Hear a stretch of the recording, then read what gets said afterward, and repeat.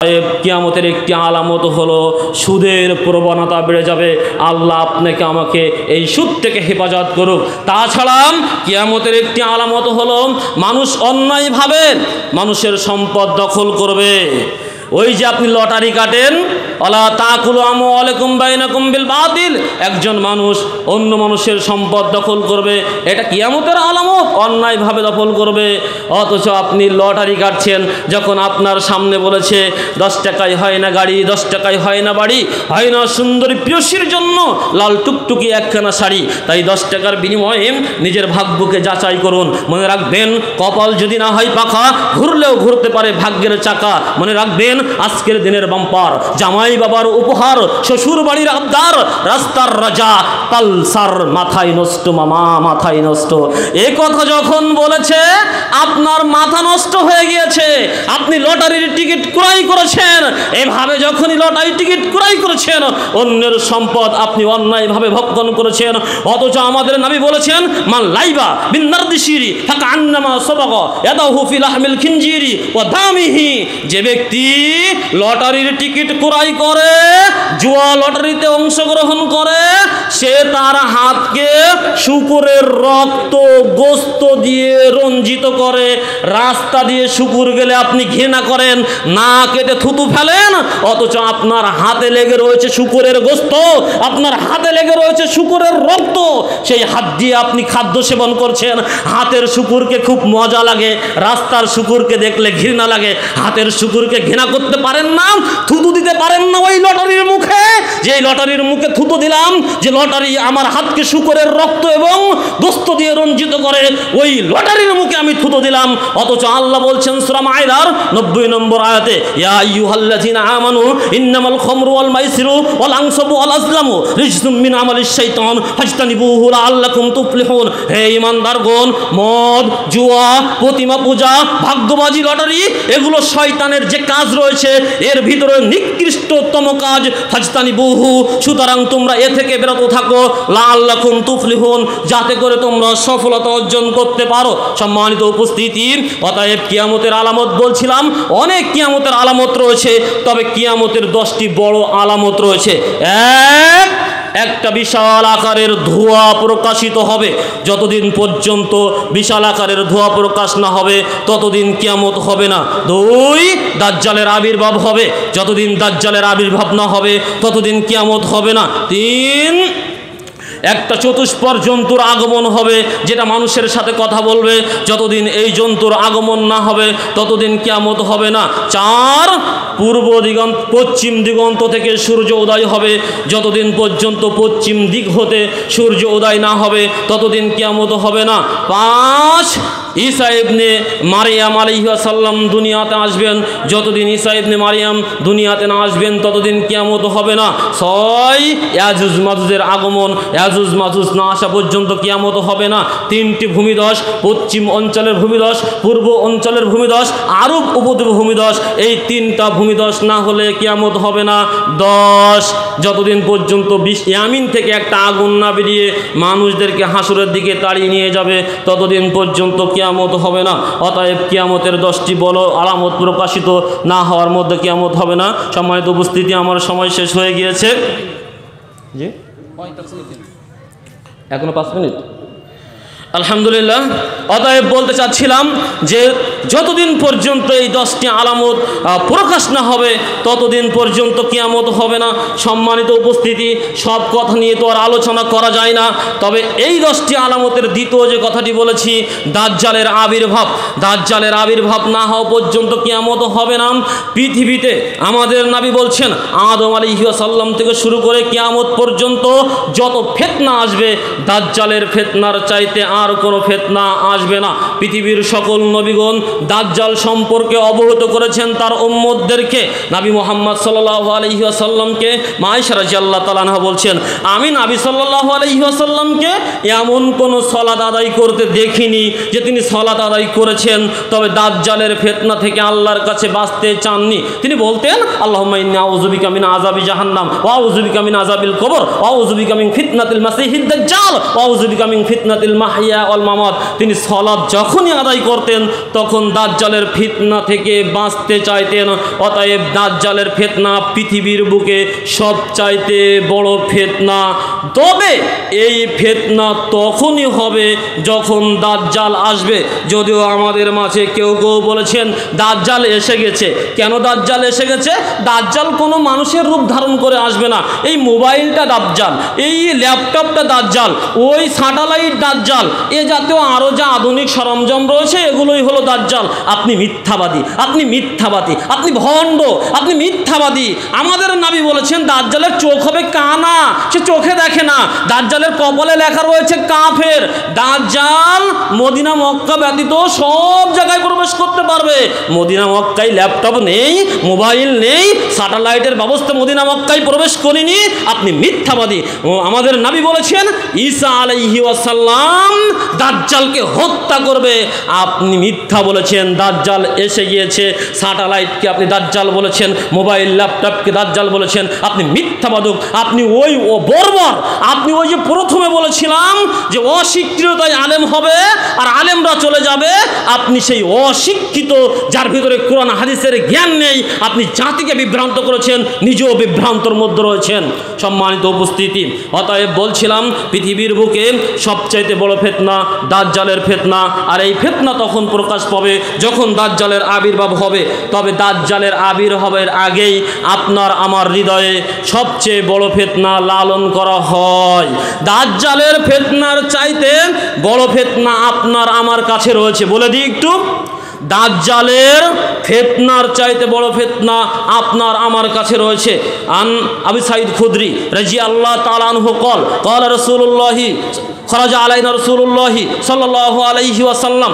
আবু সাঈদ খুদরি রাদিয়াল্লাহু তাআলা আনহু বলেন, একদাম নবী সাল্লাল্লাহু আলাইহি ওয়াসাল্লাম আমাদের মাঝে আসলেন। ওয়া নাহনু নাতাযাকারুল মাসিহিদ দাজ্জাল, এমতো অবস্থায় আমরা দাজ্জালের ফিতনা নিয়ে আলোচনা করছিলাম।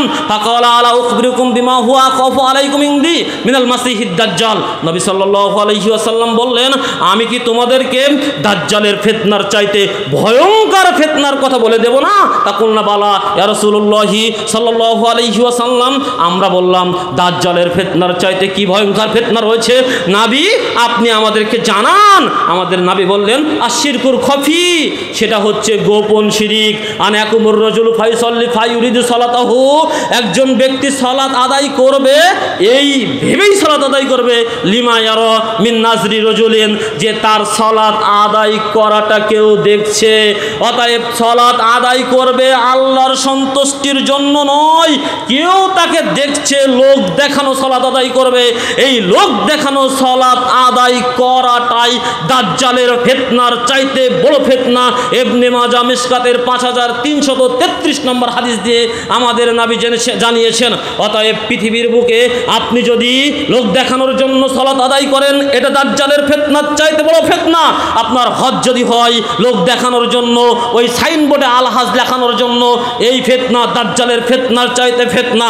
আপনার দান যদি হয় হুজুরের কাছ থেকে মারহাবা নেওয়ার জন্য, এই দান দাজ্জালের ফিতনার চাইতে ফিতনা।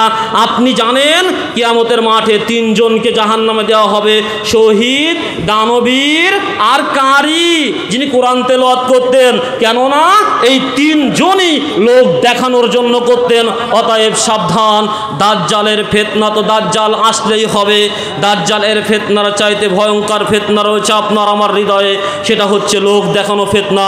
আল্লাহ রাব্বুল আলামিন এই ফিতনা থেকে আপনার আমার হৃদয় এবং কলবকে হেফাজত করুক। ইয়া মুকাল্লিবাল কুলুব সাব্বিত কলবি আলা দীনিক, হে অন্তরের অন্তর্যামী, অন্তর পরিবর্তনকারী মহান সত্তা আল্লাহ, তুমি আমাদের হৃদয় এবং মনকে তোমার দ্বীনের জন্য কবুল করে নাও, আল্লাহুম্মা আমিন। সম্মানিত উপস্থিতি, এতক্ষণ ধরে সংক্ষিপ্ত আলোচনা রাখার চেষ্টা করেছিলাম কিয়ামতের আলামত হালাল ও হারাম। অতঃপর আমাদের নবী বলেন, ইয়া ইবনে আদম, হে আদমের ছেলে মেয়ে, লাউ বালাগাত যুনুবুকাম আনানাস সামাই সুম্মা আস্তাগফারতানি গফারতু লাকা আলা উবালি।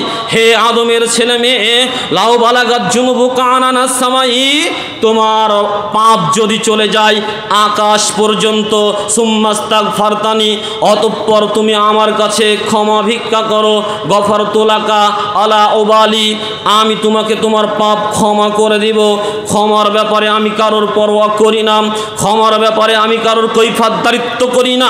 এ পর্যন্ত আপনি আবার বলছেন, আমাদের নবী বলছেন, আদমের ছেলে মেয়ে যতদিন তুমি আমাকে ডাকবে, আমার নিকটে ক্ষমার আশা রাখবে, ততদিন আমি তোমাকে ক্ষমা করব। তোমার অবস্থা যাই হোক না কেন, তোমার অবস্থা যাই হোক না কেন, মনে তোমার অপরাধ যদি হয়ে যায় আকাশ পর্যন্ত, ওই আকাশ পর্যন্ত অপরাধ নিয়ে যদি তুমি আমার কাছে ক্ষমা ভিক্ষা করো, আমি তোমার ক্ষমা কবুল করব, তোমার অপরাধ মাফ করে দিব।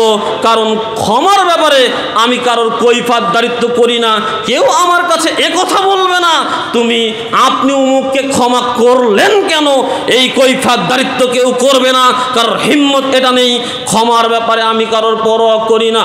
এই জন্য তোমার আয়েশা রাদিয়াল্লাহু তাআলা আনহু বলছেন, নবী মুহাম্মদ সাল্লাল্লাহু আলাইহি ওয়াসাল্লাম বলেছেন, যখন কোনো বান্দা তার অপরাধ স্বীকার করে অতঃপর আল্লাহর কাছে ক্ষমা ভিক্ষা করে, আল্লাহ তাআলা তার অপরাধকে ক্ষমা করে দেন। সুম্মা তাবাল্লাহু আলাইহি, আল্লাহ তার অপরাধ ক্ষমা করে দেন, তার অপরাধ ক্ষমা করে দিয়ে তার তওবা কবুল করেন। এই হাদিসের শেষ অংশে আমাদের নবী বলছেন, ইয়া ইবনে আদম, হে আদমের ছেলে মেয়ে, ইন্নাকা লাউ আতাইতানি বিকুরাবিল আরজি সুম্মা লাকিতানি, ইয়া আদমের ছেলে মেয়ে, ইন্নাকা লা আতাইতানি বিকুরাবিল আরজি খতায়া, তোমার অপরাধ যদি হয়ে যায় এই পৃথিবীর সমপরিমাণ, পৃথিবীর সীমারেখা যত দূর তত দূর তোমার অপরাধ, সুম্মা লাকিতানি, আর পৃথিবীর সমরেখা অপরাধ নিয়ে তুমি আমার কাছে সাক্ষাৎ করেছো, লা তুশরিক বি শাইআন, এই পৃথিবীর সমপরিমাণ অপরাধের ভিতরে বিন্দুমাত্র শিরকের অপরাধ নেই, লা আতাইতুকা বিকুরাবিহা মাগফিরাতান, আমি আল্লাহ এই পৃথিবীর সমপরিমাণ ক্ষমা নিয়ে তোমার কাছে উপস্থিত হয়ে যাব। এ কথা আমাদের আল্লাহ বলেছেন। অতএব আদমের ছেলে মেয়ে, তোমার অপরাধ যদি হয়ে যায় পৃথিবী সম পরিমাণ, তোমার অপরাধ যদি হয়ে যায় আকাশ পরিমাণ, আর এই অপরাধের ভিতরে যদি শিরকের অপরাধ না থাকে, আমি আল্লাহ কিয়ামতের মাঠে তোমার কাছে চলে যাব পৃথিবী সম পরিমাণ ক্ষমা নিয়ে। এ কথা নবী মুহাম্মদ সাল্লাল্লাহু আলাইহি ওয়াসাল্লাম তিরমিজির 3540 নম্বর হাদিসে বলেছেন, মেশকাতের 2336 নম্বর হাদিসে আমাদেরকে জানিয়ে দিয়েছেন। অতএব আপনাকে বলতে চাচ্ছিলাম, কিয়ামতের একটি আলামত হলো এই আদম জাতি, এই উম্মতে মুহাম্মাদি, তারা শিরিক করবে, মূর্তি পূজায় নিজেদেরকে নিমজ্জিত করবে, মুশরিকদের সাথে নিজেদের সাদৃশ্য করবে।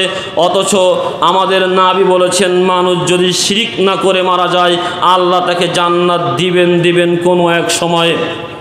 অতএব শিরকের মতো ভয়াবহ পাপ থেকে আল্লাহ তাআলা আপনাকে আমাকে হেফাজত করুক। সকল বলি আল্লাহুম্মা আমিন। আমাদের নবী মুহাম্মদ সাল্লাল্লাহু আলাইহি ওয়াসাল্লাম বলছেন, ইন্না মিন আশরাতিস সাআতি আন ইসরাবাল খামরু, কিয়ামতের একটি আলামত হচ্ছে মদ্যপান বৃদ্ধি পাবে, মদ্যপান ছড়িয়ে পড়বে।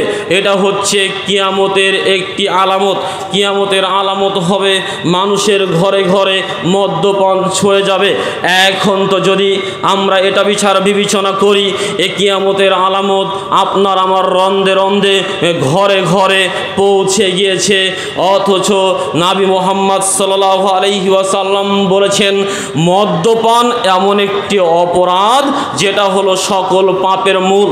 মদ্যপান এমন একটি অপরাধ যেটা সকল পাপের মা।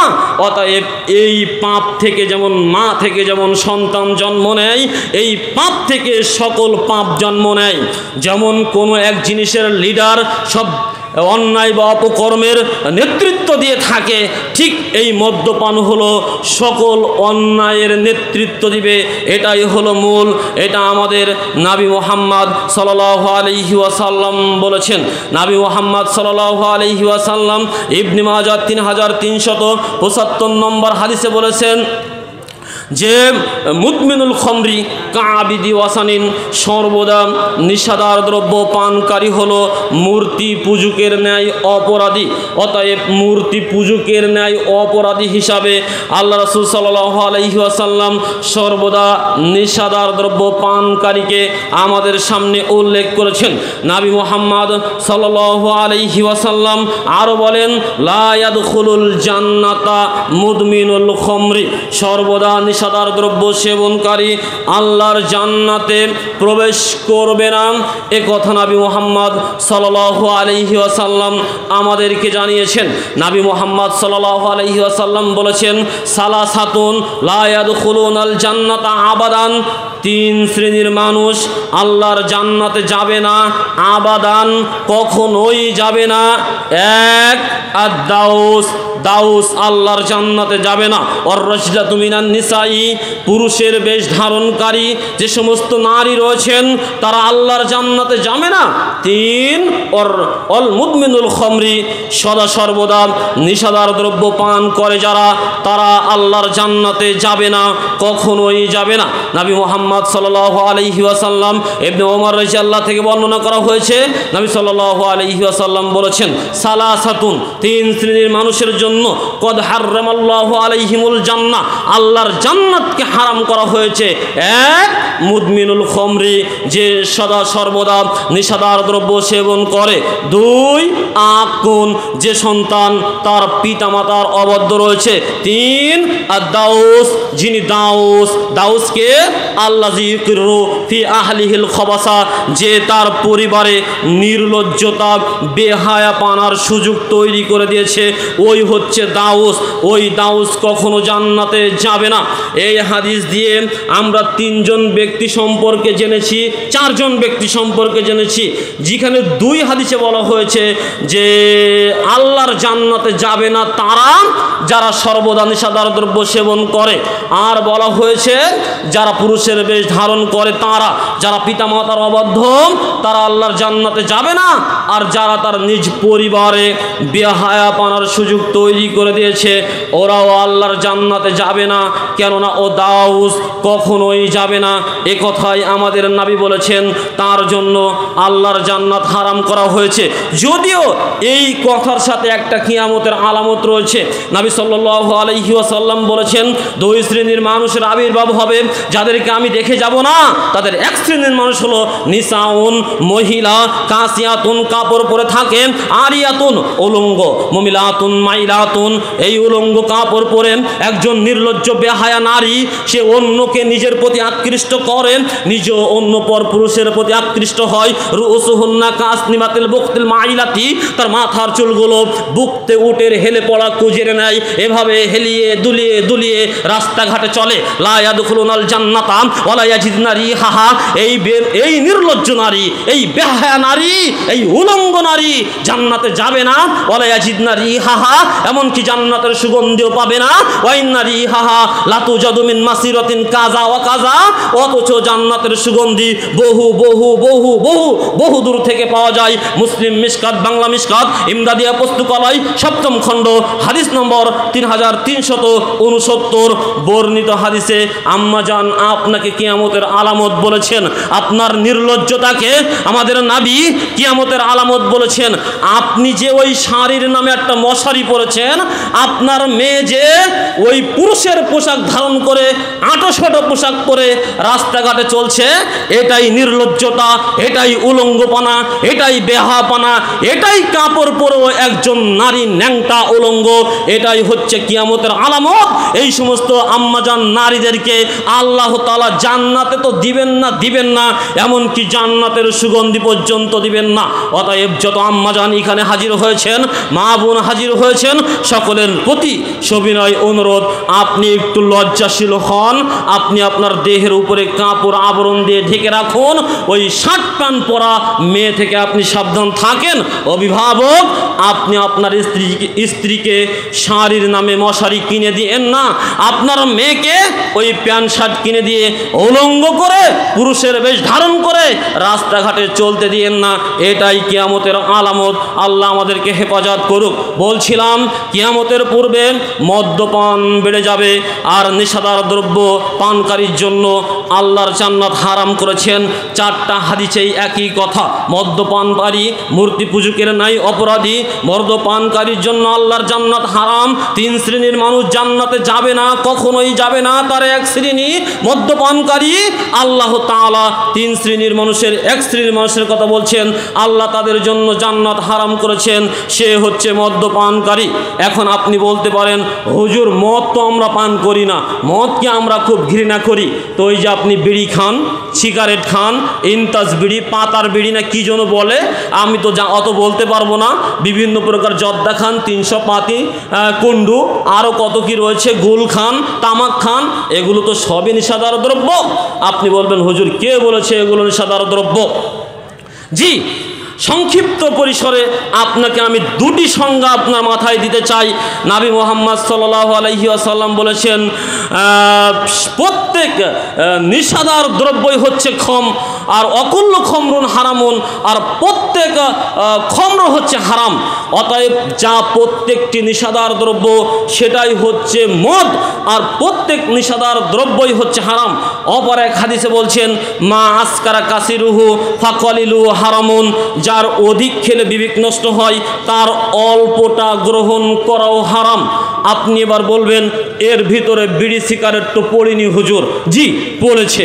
নবী বলেছেন প্রত্যেক নিশাদার দ্রব্য হারাম, অতএব যা খেলে নেশা হয় তাই হারাম। আপনি বলবেন, হুজুর বিড়ি খেলে আমার নেশা হয় না। তা আমি বলি, বিড়ি কেন খান? আপনি কি ক্ষুধা নিবারণের জন্য খান? বিড়ি খেলে কি আপনার রোগ ভালো হয়? বিড়ি খেলে কি আপনার স্বাস্থ্য বেড়ে যায়? তা না হলে খান কেন? বিড়ি না খেলে কি একদিন ভাত না খেয়ে থাকা যায়? কি জন্য খান? নেশার তাড়নায় খান। বিড়ি খেলে আপনার পেট ভরে না, বিড়ি খেলে আপনার স্বাস্থ্য ভালো হয় না, বিড়ি খেলে আপনার অন্য অন্য যে সুযোগ সুবিধা রয়েছে সেগুলো হয় না। অতএব আপনি বিড়ি খান নেশার তাড়নায়। আর আপনাকে বলছিলাম যে হুজুর একটু নেশা হয়তো লাগতে পারে, তবে বিবেক নষ্ট হয় না, এজন্য এটা হারাম হবে না। আমি বলি, জি, নবী বলেছেন যার অধিক খেলে বিবেক নষ্ট হয় তার অল্পটাও গ্রহণ করা হারাম। অতএব আপনাকে যদি আমি 500 গ্রাম জর্দা দিয়ে দিই, অথবা ওই 500 প্যাকেট ওই বিড়ি ভেঙে তার জর্দাটা আপনাকে খাওয়িয়ে দিই, আপনি স্থির হয়ে দাঁড়াতে পারবেন না। অতএব অধিক খেলে যেটা আপনার মস্তিষ্ক বিকৃত করে তার কমটা গ্রহণ করাও হারাম। এখন বলি, অধিকের কথা বাদ দেন, আপনি যে ওই অল্প একটু খান, ওই যে অল্প একটু জর্দা খান, ওটাই আপনার বিবেক নষ্ট করে। আপনি যে একটা সিগারেট খান, ওই একটা সিগারেট আপনার বিবেক নষ্ট করে। দেখেন তো আমার কথার সাথে আপনি একমত হন কিনা? ওই বিড়ের গায়ে লিখে রেখেছে ধূমপান বিষপান, ধূমপান স্বাস্থ্যের জন্য ক্ষতিকর, ধূমপানে অকাল মৃত্যু, ধূমপানে ক্যান্সার হয়, ধূমপানে ফুসফুস নষ্ট হয়ে যায়, ধূমপানে বিষপান, এভাবে অনেক কথা লিখে রেখেছে। সরকার বড় বড় ছবি দিয়েছে, এইখানে পোকা লেগেছে, ক্যান্সার লেগেছে, খসে খসে গলে গলে পড়ছে। ওই যে সিগারেটের প্যাকেটটা, ওখানেও একটা ছবি দেওয়া আছে। আপনার যদি বিবেক নষ্টই না হয়ে থাকে, তাহলে আপনাকে আমি বলছি, এই নেন, এটা আপনাকে দিলাম, এটা বিষ পান, এটা খেলে আপনার বিষ পান করা হবে, আপনি মারা যাবেন। এটা খেলে আপনার স্বাস্থ্য ক্ষতি হবে, এটা খেলে আপনার স্ট্রোক হবে, এটা খেলে আপনার ফুসফুস হবে, এটা খেলে আপনার অকাল মৃত্যু হয়ে যাবে। এতগুলো কথা বলে আপনাকে দিচ্ছি, আর আপনি বলছেন আপনি বিবেকবান মানুষ। বিবেকবান মানুষ হলে আপনাকে বলছি দিলাম বিষ, আপনি খান, আর আপনি অমনি খেয়ে নিচ্ছেন। আপনি বলছেন আমার বিবেক নষ্ট হয়নি।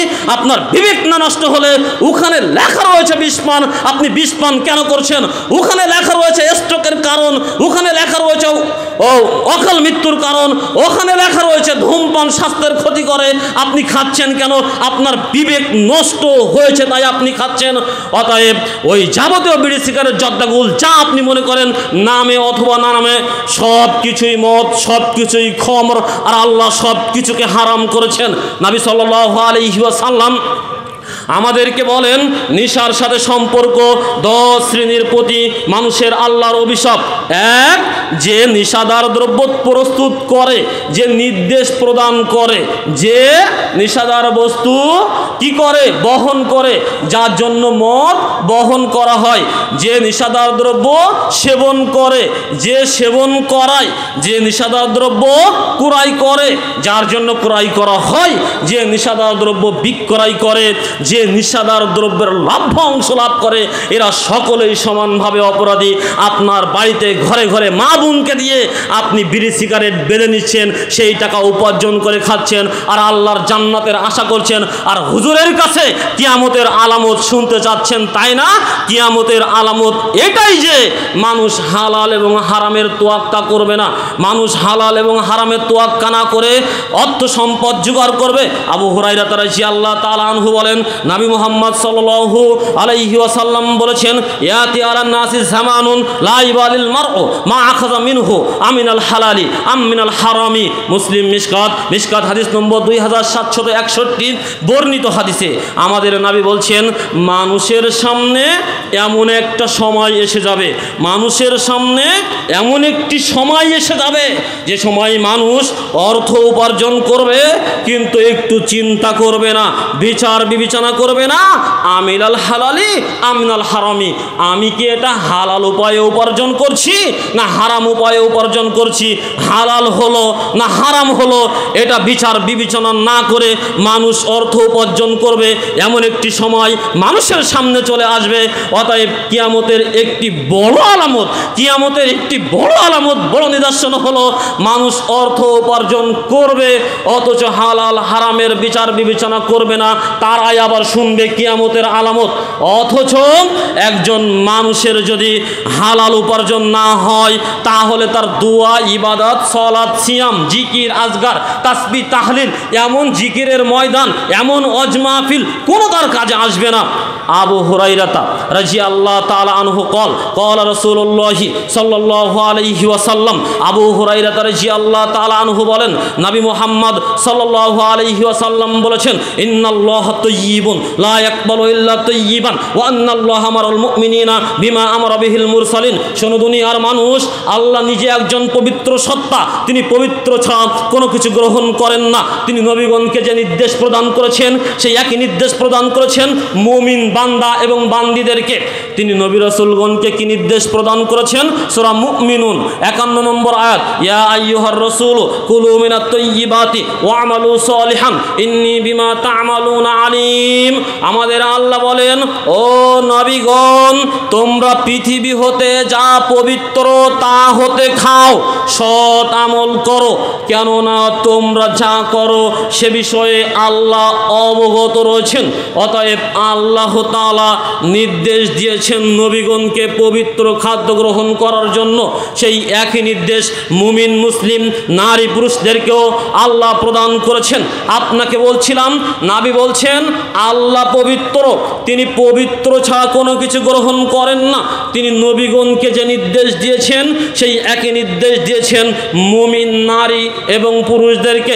অতঃপর আমাদের নবী বলেন, সুম্মা যাকারার রাজুলু ইতুল সাফারা, একজন ব্যক্তি দূর দূরান্তে সফরে রয়েছে, আশা আকবারা, তার গায়ে রয়েছে ধুলাবালি, মাথার চুলগুলো এলোমেলো, ইয়ামুদ্দু ইয়াদাইহি ইলা সামাই ইয়া রব্বি ইয়া রব্বি, সে দুটি হাত তুলেছে আসমানের দিকে, এবার বলছে ইয়া রব্বি ইয়া রব্বি, হে আমার রব, হে আমার প্রভু, আমি এই সফরের মাঝে বড় বিপদে রয়েছি, আমি এই সফরের মাঝে মরুভূমির বুকে বড় বিপদে রয়েছি, আজ তুমি ছাড়া আমার কেউ উদ্ধারকারী নাই, রব্বি আমার প্রতি একটু দয়া করো, আমার প্রতি রহম করো, তুমি আমার রব, বিপদের সাহায্যকারী, আল্লাহ আমার প্রতি সাহায্য করো।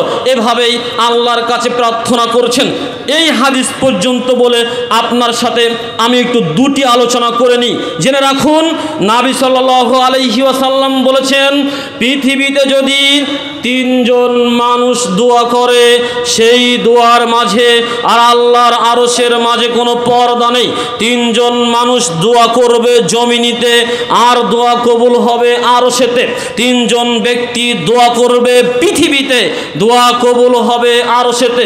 তিনজন ব্যক্তির দোয়া, আসমান এবং জমিনের কোনো পর্দা, কোনো ক্ষমতা এই দোয়াকে আটকে দিতে পারে এমন হিম্মত কারণেই তার ভিতরে একজন মুসাফির, একজন পিতামাতা, একজন হচ্ছে মাজলুম, যার উপরে জুলুম করা হয়। অতএব আপনাকে বলছিলাম, তিনজন ব্যক্তি দোয়া করলে কবুল হবেই হবে। আসমান জমিনের কোনো শক্তি নেই সেই দোয়াকে ঠেকিয়ে দেওয়ার। তার একজন হচ্ছেন মুসাফির। হাদিসে যিনি দোয়া করছেন তিনি একজন মুসাফির, যেটা আমরা জেনেছি তিনি দূর দূরান্তে সফরে রয়েছেন, আশা আকবরা, তার গায়ে রয়েছে ধুলাবালি, মাথার চুলগুলো এলোমেলো। অতএব এই ব্যক্তির দোয়া কবুল হবে, এটাই চূড়ান্ত, এটাই ঠিক। দ্বিতীয় আরেকটি কথা, আমাদের আল্লাহর একটা লজ্জাবোধ রয়েছেন। আমাদের নবী বলছেন, আমাদের আল্লাহর এত লজ্জা, আমাদের আল্লাহর এত লজ্জা, আমাদের আল্লাহর কাছে যদি কোনো ব্যক্তি বলে হাত তুলে, আল্লাহ আমি এই অসুবিধায় পড়েছি, আমাকে এটা দিয়ে সাহায্য করো, কেউ যদি আল্লাহর কাছে দুটি হাত তুলে কিছু চাই, আল্লাহ তাআলা ওই হাতকে খালি হাতে ফিরে দিতে লজ্জাবোধ করেন। একটা মানুষ আমার হাতে দুটি হাত পাতলো, আমি ওই হাতে কিছু না দিয়ে ফিরিয়ে দেব, আল্লাহর একটা লজ্জা রয়েছে, আল্লাহর একটা লজ্জা রয়েছে। এই লজ্জায় বাদে খালি হাতে ফিরিয়ে দেন না, ওই হাতে কিছু না কিছু দেন। আর হাদিসে যিনি দোয়া করছেন তিনি তার হাত দুটি আসমানের দিকে উঠিয়েছেন, অতঃপর বলছেন ইয়া রব্বি ইয়া রব্বি। অতএব মুসাফিরের দোয়া কবুল হয়। হাদিসে যিনি দোয়া করছেন তিনি মুসাফির, হাত তুলে দোয়া করলে কবুল হয়। হাদিসে যিনি দোয়া করছেন তার পদ্ধতি হলো আকাশের দিকে দুটি হাত তুলে দোয়া করছেন। অতএব বোঝা যায় এই ব্যক্তির দোয়া কবুল হবে। অথচ আমাদের নবী বলছেন ওমাতআমাহু হারামুন, তার খাদ্য হলো হারাম, ওমাশরাবাহু হারামুন, তার পানীয় হলো হারাম, ওমালবাসাহু হারামুন, তার পোশাক হলো হারাম, ও গুজিয়া বিল হারামি, সে জীবিকা নির্বাহ করে হারাম ভাবে। ফাআন্না ইস্তাজাবু লিজালিক, এমন হারাম ভক্ষণকারী, হারাম সেবনকারী, হারাম পরিধানকারী, হারাম উপার্জনকারীর দোয়া কি করে আল্লাহ কবুল করবে? তোমরাই এবার বলো। এ কথা আমাদের নবী মুসলিম মিশকাতের 2760 নম্বর হাদিসে বলছেন। অতএব বোঝা যায় হারাম খেয়ে, হারাম পান করে, হারাম পরে, হারাম উপার্জন করে মুসাফির হয়ে দোয়া করলেও আল্লাহ কবুল করবেন না। দুটি হাত তুলে দোয়া করলেও আল্লাহ কবুল করবেন না। কাবা ঘরের গিলাফ ধরে ডুগরে ডুগরে ডুগরে ডুগরে কেঁদে মরলেও আল্লাহ কবুল করবেন না। কেননা হারাম খেয়ে আল্লাহর কাছে দোয়া করা মনে প্রস্রাবে নেমে নিজেকে পবিত্র করার শামিল।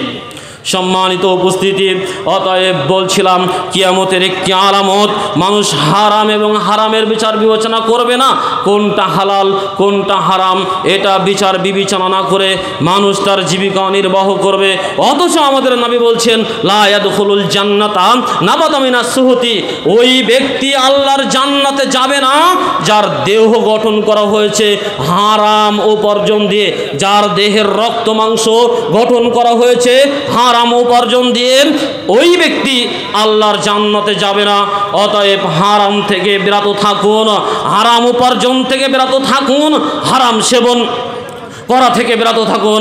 আজই পরিবারে গিয়ে তওবা করুন, যত প্রকার হারাম উপার্জনের মাধ্যম রয়েছে তওবা করে ফিরে আসুন। আল্লাহ যে কথা শুনলাম সেই কথা অনুযায়ী আমি যদি তাহাজ্জুদ পড়ে দোয়া করি তবুও তো তোমার দরবারে পৌঁছাবে না। আজ থেকে তওবা করে ফিরে আসলাম। আল্লাহ যতদিন দুনিয়াতে বেঁচে আছি নুন দিয়ে ভাত খাবো, ঝাল দিয়ে ভাত খাবো, তা না হয় পানি দিয়ে ভাত খাবো, অন্যথায় ভিক্ষা করে খাবো, তবু হারাম উপার্জন উপার্জন করে গোশ ভাত খেতে রাজি নেই, এই প্রতিজ্ঞা করে এখান থেকে বার হবেন ইনশাআল্লাহ। বলছিলাম হারাম উপার্জনের যত মাধ্যম রয়েছে তার একটি মাধ্যম হচ্ছে সুদ। আল্লাহ তাআলা সূরা আলী ইমরান, সূরা বাকারার বিভিন্ন আয়াত দিয়ে, সূরা আলী ইমরানের 130, সূরা বাকারার 276, 78 এবং 79 নম্বর আয়াত দিয়ে আমাদেরকে এই সুদ থেকে বিরত থাকার চেষ্টা করার কথা বলেছেন, বিরত থাকার কথা বলেছেন। আর নবী মুহাম্মদ সাল্লাল্লাহু আলাইহি ওয়াসাল্লাম বলেছেন ইন্না মিন আশরাতিস সাআতি আন ইয়াজহারার রিবা, কিয়ামতের একটি আলামত হচ্ছে সুদের প্রবণতা বৃদ্ধি পেয়ে যাবে। কিয়ামতের একটি ভয়াবহ আলামত হলো সুদ প্রসার লাভ করবে, মানুষের ঘরে ঘরে সুদ চলে যাবে। অথচ আমাদের আল্লাহ সূরা বাকারার 279 নম্বর আয়াতে বলছেন তোমরা হয় সুদ ছেড়ে দাও, তা না হলে আল্লাহ এবং রাসূলের সাথে যুদ্ধের জন্য প্রস্তুত নাও। আল্লাহ এবং রাসূলের সাথে যুদ্ধের জন্য প্রস্তুত নাও, অন্যথায় সুদ ছেড়ে দাও। অতএব কোনো ব্যক্তি যদি সুদ খায়, ও আল্লাহ এবং রাসূলের সাথে যুদ্ধ ঘোষণা করেছে, ও আল্লাহ এবং রাসূলের নাফরমান। অথচ আমাদের নবী বলছেন আর রিবা সাবউনা হুবান আইসারুহা আন আনকার রাজুলু উম্মাহু, সুদের ভিতরে 70টি পাপ রয়েছে। 70টি পাপের 70 নম্বর পাপ হলো নিজ মায়ের সাথে জিনা ব্যভিচারে লিপ্ত হওয়া। নিজ মায়ের সাথে, যে মা আপনাকে গর্ভধারণ করেছেন, যে মা আপনাকে দুনিয়াতে জন্ম দিয়ে এই দুনিয়ার আলো বাতাসের মুখ দেখিয়েছেন, যে মা আপনাকে দুধ পান করেছেন, যে মা আপনাকে কোলে পিটি করে লালন পালন করেছেন, এই মায়ের সাথে জিনা ব্যভিচারে লিপ্ত হলে যে পাপ হয়, সুদের ভিতরে 70টি পাপ রয়েছে। 70টি পাপের 70 নাম্বার পাপ হলো এটাই। 1 নাম্বার পাপ কি হতে পারে, এটা আপনি আজকে রাতে বালিশে মাথা রেখে হিসাব নিকাশ করবেন। নবী মুহাম্মদ সাল্লাল্লাহু আলাইহি ওয়াসাল্লাম বলেন দিরহামুর রিবা ইয়াকুলুহুর রাজুলু ওয়া হুয়া ইয়ালামু আশাদ্দু মিন সিত্তাতি সালাসিনা ওয়াজিনাতান, যদি কোনো মানুষ জেনে এবং শুনে একটি দিরহাম, একটি মুদ্রা সুদ গ্রহণ করে, তাহলে 36 বার জিনা করলে যে অপরাধ হয়, 36 বার জিনা করলে যে অপরাধ হয়, সেই অপরাধে অপরাধী হয়ে যায়। যদি 1 টাকা সুদ গ্রহণ করে, আপনি তো হাজার হাজার কোটি কোটি টাকার লেনদেন করছেন সুদের সাথে, আপনি কত বড় অপরাধী হিসাব করে দেখেছেন কি একবার? 1 দিরহাম সুদ গ্রহণ করা মানে 36 বার জিনা করলে অপরাধের সমসামিল।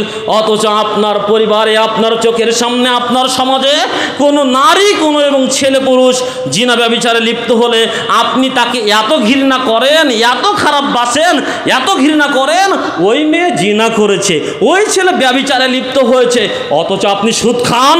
আপনি যে ওর চেয়ে বড় অপরাধী, নিজেকে কখনো অপরাধী ভেবেছেন? আজকের দিন থেকে নিজেকে অপরাধী ভাববেন।